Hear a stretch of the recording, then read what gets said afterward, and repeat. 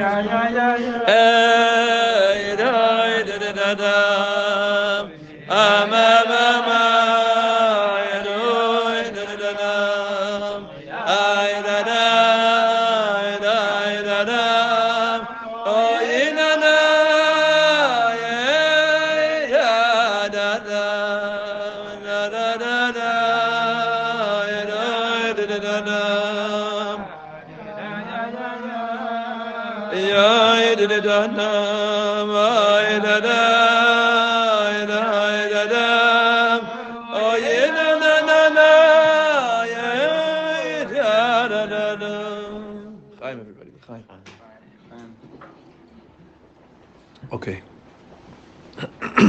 So we're holding on page Dalid of Keser Shem Tov, the first Torah of a compilation of teachings not written by the Baal Shem Tov. The Baal Shem Tov actually never wrote, but it was compiled by his student, Rabbi Yosef of Polansky, which the journey of Rabbi Yosef to become a chassid of the Baal Shem Tov is a fantastic one, which will not be said right now, because time and brevity.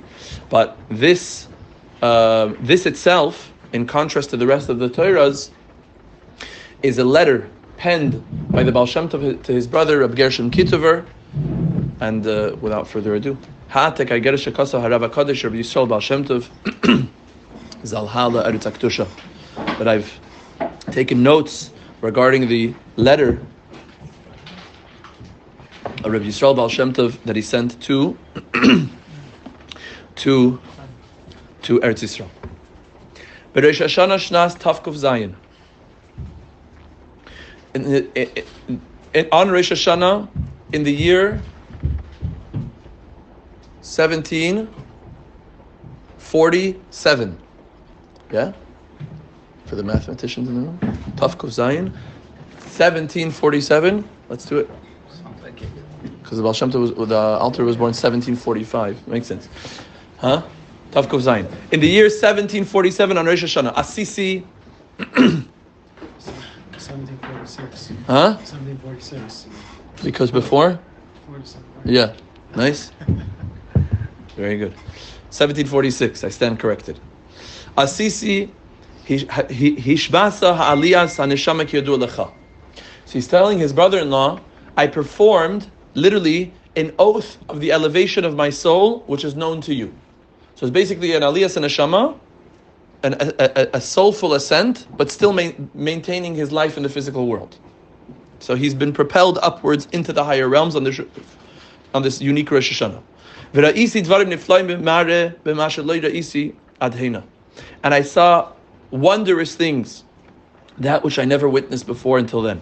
From the day that I remember, from the day that I began to be cognitive. And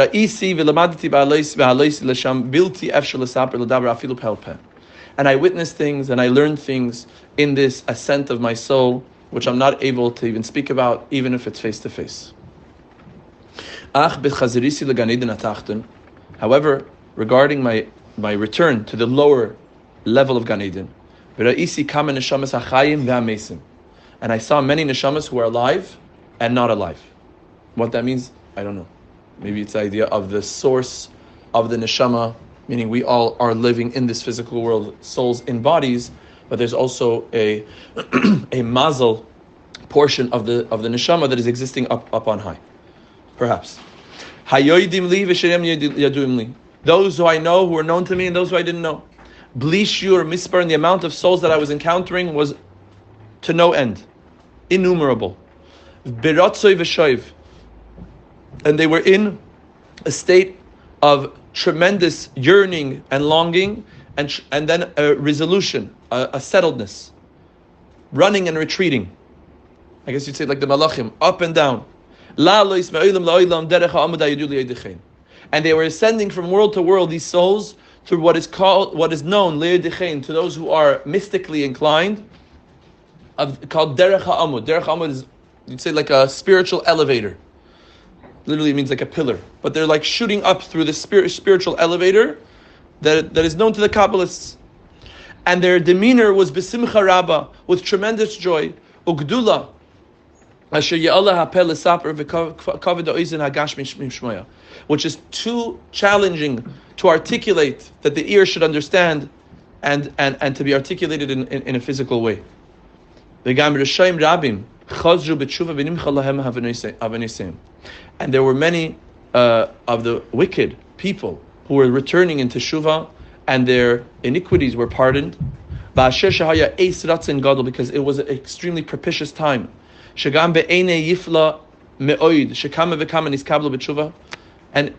the point that it was so amazing, wondrous, how many people's tshuva were being received, were being accepted at this time. And you even know them. This thing is his brother-in-law. You even know these people that you think they were unpardonable, unforgivable, and yet they're doing tshuva and they're being forgiven.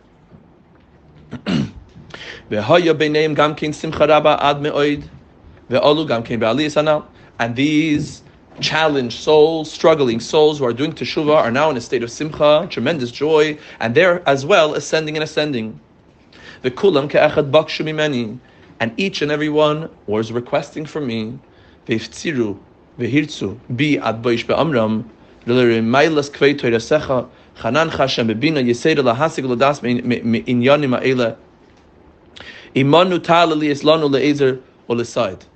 were asking or requesting of me to, to teach them Torah, to transmit the honor of your Torah, that Hashem has bequeathed to you grace and your extra understanding, to understand and to know from these things. Imanu ta'ala, come with us and ascend with us, li'islanu la'azir la'sayid. Come with us, Baal Shem Tov, and ascend with us to assist us and to accompany us in our journey. And as a result of the tremendous joy that I saw in their eyes and in them, I said, I'm going to come with you. In the brackets. Upal peulaisav gzeirei shmad al kamen nefashes shehargu b'mitas meshunais ve'chastani paltzois umasarti mamish nafshi. And simultaneously I saw the negative forces of creation and its or his accusations begin to arise from a result of such tremendous joy. And he was performing various activities, negative activities upon many souls, and I guess taking them away from the world through various forms of deaths. And so it was almost like, I guess, like a Mesiras Nefesh, a self-sacrifice that the Baal Shem Tov was doing as a result of him accompanying and assisting these struggling souls. And I asked my master, my Rebbe, to accompany me. Who's his master and his Rebbe? Achia Hashiloini. Achia from Shiloi, who was Eliyahu Navi's teacher, all the way from the times of the Navi. It's a tremendous danger to ascend and to traverse these higher worlds. Because from the time that I was, I guess, born or created, or from the time that I began going through these soul spiritual elevations, I never went so high. Now again, asterisks. Obviously we're not speaking about spatial height. We're speaking about cognitive, psychological height. A mashal that I would say nowadays, that I think is a popular thing. I'm not going to get into the politics of the psychedelics, but I do believe, and I'm not chas v'shalom saying that this is what the Baal Shem Tov was doing, but I think that we use this thing of space, high and low, up and down. It's obviously not that. It's obviously levels of consciousness that an individual who's so spiritually refined, so spiritually uninhibited, is able to access and plug into, and as a result of that, there's a soulful ascent, and you call it ascent relative to the consciousness that you're usually living at.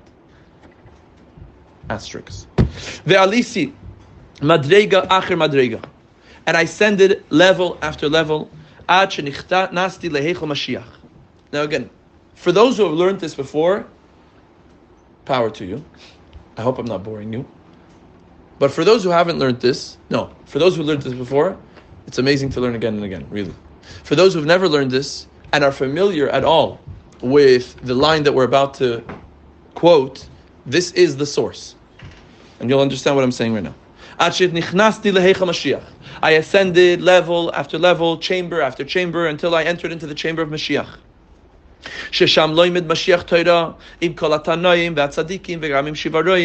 In which Mashiach I saw was teaching Torah to all of the Tanaim. These are the masters of the Mishnah, and all of the Tzaddikim, and all of the 7 shepherds. Who are the 7 shepherds? Avram, Yitzchak, Yaakov, Levi, Amram, Moshe, Aaron. I think that's the 7. Kahas. No, Kahas is there. Levi, Amram, Kahas. No, I did it. Ushpizin or? No, not Ushpizin. Shepherds. Royim. Royim is a different thing. Avram, Yitzchak, Yaakov, Levi. Levi's son is Amram. Kahas or Amram? Kahas. Kahas' father, Kahas' son is Amram. Amram, Moshe. That's the 7. V'sham ra'isi simcha g'dola ad me'od. And there I witnessed tremendous joy. Ve'eni yodeya l'simcha zu mahu oiseh. And I had no idea what was the reasoning, what was the cause of such tremendous joy. Now I will emphasize, and I think this is very important for the individuals in the room, including myself, that perhaps grew up with some semblance of a Torah education, but had depressed teachers. It's clear from here that Hasidic movement was not into depression, especially when you're transmitting Torah wisdom. And when I say depressed teachers, I don't mean that they're depressed. I meant that the attitude and the connection that they made with you in teaching Torah was one that made you depressed. They didn't have to be depressed. Made you anxious, made you sad, made you overwhelmed. That's clearly not within the language of how Torah should be taught, to the point that the highest level of people are learning in a state of simcha. And I don't know what was the cause of this simcha. So then I rationalized, perhaps the joy was from the fact that I have passed away from the physical world. As we know, the Mikubalim teach us that when tzaddikim pass away, there's a tremendous simcha in the Olam Hasalyonim in Gan Eden amongst the Malachim, that it's literally like, and this is revealed to us by the Rashbi in the Zohar, that he says, "Bechad Ktira is Katarna Bey," that the day of Lag BaOmer is the day that my soul became reunited with my beloved, that we became one knot, one flame. Many accolades, many descriptions of his soul and what happened with what happened with his soul in Hashem. So the Baal Shem Tov is thinking, perhaps this is the source of their joy. But they notified me that no, you're still alive. Pinch yourself, you're still in the world. And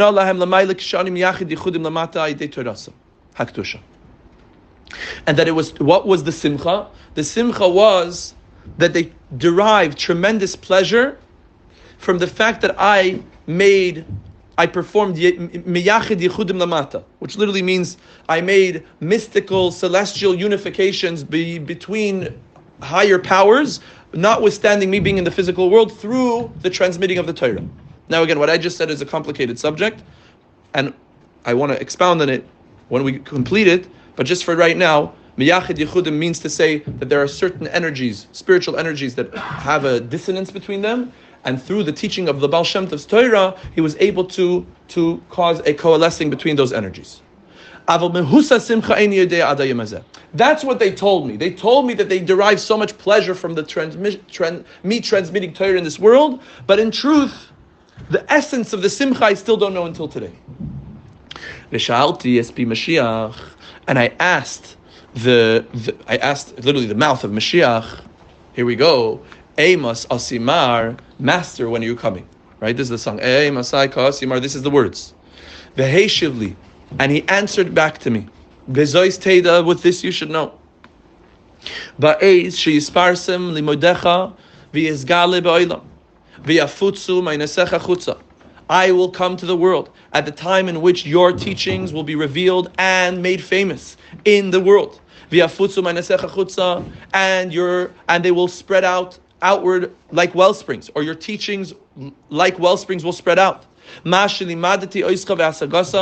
which I am teaching you and that which you have grasped.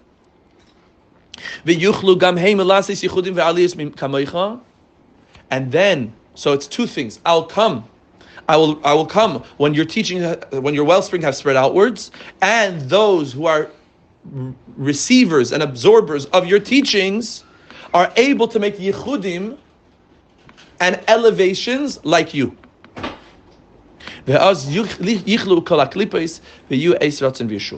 And then all of the shells, the husks of reality will cease, will be extinguished, and it will be a propitious and a time for salvation. And I was bewildered, I was perplexed by this. And I was extremely pained, actually, how long of a time it will take for this to occur. Number one, that the teachings will spread outwards, and number two, that those who are absorbing the teachings will be able to make aliyas and neshamas, right? Aliyas kamoicha. That's one of the conditions that Mashiach should come. That we're learning the teachings right now. That's one. But two is that we have to make yichudim, these spiritual unifications and these aliyas like you. So he's like, how's it going to be possible?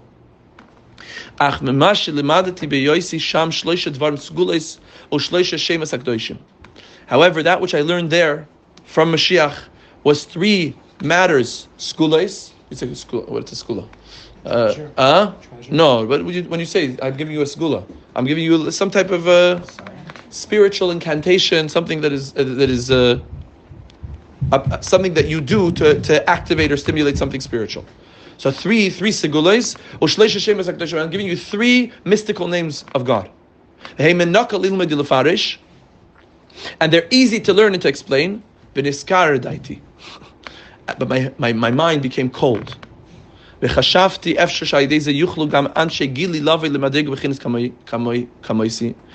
thought that it was possible that the masses or the people that I'm teaching are able to achieve my level.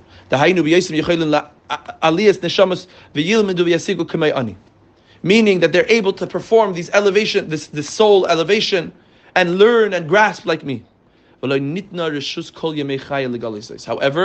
notwithstanding their easiness to learn these three segulas and these three names, I was sworn to secrecy never to reveal this in my life. The Baal Shem Tov says to his brother-in-law, and I asked specifically for you, Reb Gershon, my brother-in-law, that at least can I teach them to you? And he didn't give me any permission. And I've been sworn to secrecy, and I can't tell you these three segulas and these three names. But what can I tell you? What can I notify you? What can I teach you? And Hashem should be with you in your help, your assistance. Specifically the Holy Land. And again, this is he's transmitting a teaching from Mashiach that he is able to teach. That at the time that you daven, the time that you pray, and the time that you learn, and every single word that is leaving your lips, which should be with intentionality to unite God's name. It's amazing. In every single letter and letter, every letter of davening and every letter of learning, there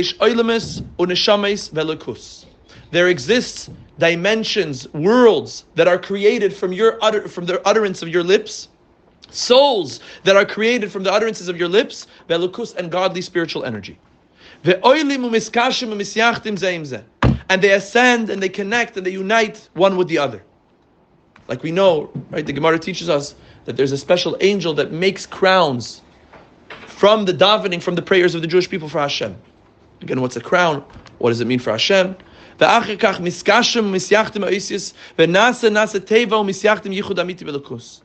And subsequently, these letters, these words that are articulated by the Jewish people in this world, that are creating these divine unifications, each letters and each words are coming together and uniting to make true godly energy. And your soul becomes subsumed by them. In every single level, in every single experience, and every single aforementioned experience that I'm teaching you to intend and to have kavanah. And all worlds become united like one and ascend. And it creates a reverberation of joy and energy ad infinitum without enumerating.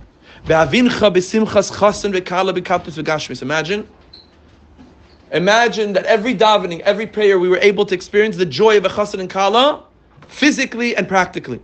And how much more so what is actually ascending and affecting and impacting the higher worlds. And surely Hashem will be your assistance. And everything that you'll do, you'll understand and be successful. As it says, give to the wise and he will become wiser.